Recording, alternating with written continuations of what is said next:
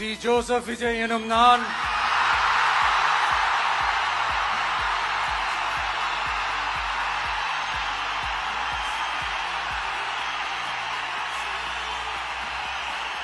சட்டப்படி அமைக்கப்பெற்ற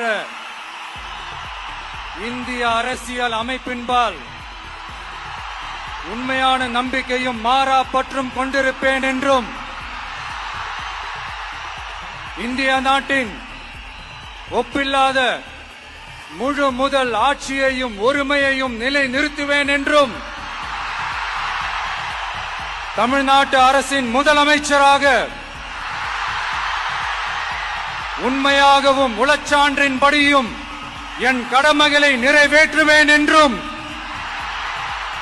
அரசியல் அமைப்பிற்கும் சட்டத்திற்கும் இணங்க அச்சமும் ஒருதலை சார்பும் இன்றி விருப்பு வெறுப்பை விலக்கி பலதரப்பட்ட மக்கள் அனைவருக்கும் நேர்மையானதை செய்வேன் என்றும் ஆண்டவன் மீது ஆணையிட்டு உறுதிமொழிகிறேன்.